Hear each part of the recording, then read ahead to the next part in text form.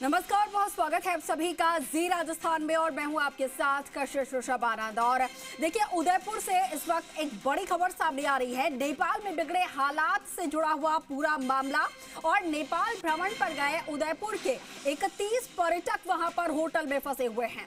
उनमें भाजपा नेता अनिल सिंघल भी शामिल हैं और उनके अलावा भी 31 पर्यटक जो हैं वो कुछ दिन पहले नेपाल घूमने के लिए गए थे और नेपाल के एक होटल में इस वक्त सभी पर्यटक फंसे हुए हैं। उपद्रव होने के चलते होटल से बाहर नहीं निकल पा रहे हैं। हालांकि सभी ने अपने आप को पूर्ण रूप से सुरक्षित बताया है और कहा है कि पर्यटकों को किसी तरीके से परेशानी नहीं हो रही है। और चलिए सीधा हम बात कर लेते हैं। हमारे साथ इस वक्त काठमांडू से अनिल सिंघल जी जुड़े हुए हैं, भाजपा के नेता हैं और उदयपुर से ताल्लुक रखते हैं। अनिल जी, आपका एक बार फिर से स्वागत है जी राजस्थान पर। धन्यवाद जी।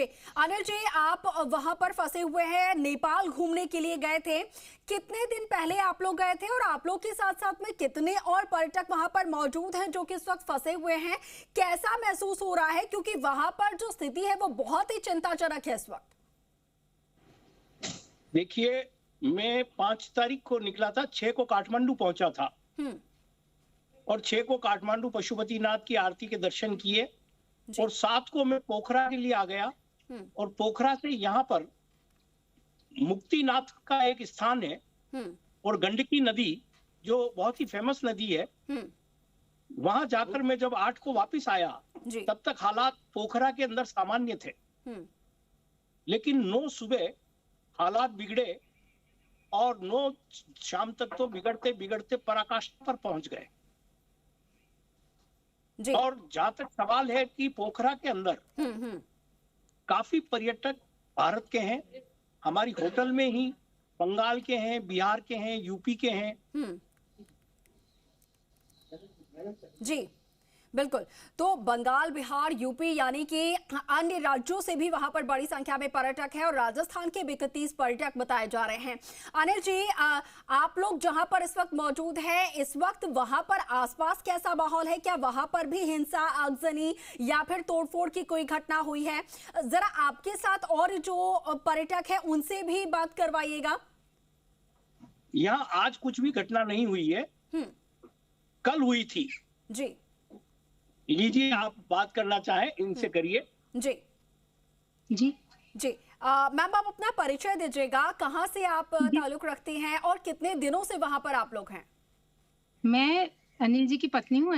अनीता सिंघल है मेरा नाम और मैं इन्हीं के साथ 5 तारीख को यहाँ आई और हम 8 तारीख को पोखर आए और जब यहाँ कर्फ्यू लग चुका था, कल रात को हमारे सामने, मतलब कल दिन से ही यहाँ बहुत हिंसक घटनाएं हो रही थी। दिन में जब हम लोग बाहर निकले तो छुटपुट घटनाएं थी, लेकिन जैसे जैसे दिन बढ़ता गया और बहुत जो इस तरह की वारदातों ने दम लिया। सामने हमारा एक होटल है, 9 मंजिला होटल, वो पूरी तरह से 100 कमरों की होटल को जला दिया और आसपास यहाँ 4 होटलों को जो भी पॉलिटिशियंस की होटल्स थी या उनकी जो प्रॉपर्टी थी उन सबको, बाकी लोगों को ये किसी तरह से परेशान नहीं कर रहे हैं, पर्यटक को या आसपास की जो होटलें हैं उसमें भी इन्होंने किसी तरह से कोई क्षति नहीं पहुंचाई, लेकिन जो पॉलिटिशियंस की जितना भी प्रॉपर्टी है उनको पूरी तरह से तहस नहस कर दिया है, जला दिया, तोड़ दिया। जी बिल्कुल। यहाँ पर अनीता जी, देखिए, एक तरीके से कहा जाए तो ये जो खौफनाक मंजर इस वक्त आप देख रहे हैं उसकी वजह से आप में भी खौफ होगा और जो लोग हैं वो भी डरे सहमे हुए होंगे। किस तरीके की गाइडलाइंस आप लोगों को जारी की गई है वहाँ के प्रशासन द्वारा? क्या बाहर आप लोग निकल पा रहे हैं कुछ भी सामग्री खरीदने के लिए, कुछ भी वस्तु खरीदने के लिए, या पूर्ण रूप से इस बात मनाही है आप लोगों को? नहीं मैडम, यहाँ पर कर्फ्यू लगा हुआ है, बाहर निकलने की मनाही है जी। और हमारे से अभी तक यहाँ के प्रशासन या किसी भी बंदे ने कोई संपर्क नहीं किया है किसी से भी। और दूतावास पर हमने बात की थी कल जी, तो उन्होंने भी अभी कोई गाइडलाइन नहीं होने की बात कहकर कहा कि आप होटल में अंदर ही रहें और सेफ रहें। कोई भी आएगा हम आपको अपडेट कर देंगे। अच्छा, कुल मिलाकर यात्री अपने भरोसे पर बैठा हुआ है जी, लेकिन न कोई सार है न संभाल है। अच्छा, एम्बेसी से जब आपकी बात हुई, एम्बेसी द्वारा क्या कुछ कहा गया आप लोगों के लिए? कब तक आप लोग को वहां से निकाला जाएगा? उनके पास कोई जवाब नहीं है। उन्होंने कहा कि ऐसा है, हमारे पास कोई अपडेट नहीं है, जैसे ही अपडेट आएगा हम आपको देंगे, बस आप होटल में ही रहिए। जी, ठीक है, सिर्फ होटल में रहने के लिए कहा जा रहा है ताकि सुरक्षित रह सके। अच्छा, ठीक है अनिल जी, देखिए आप लोगों के लिए ये यहाँ पर राहत की बात है।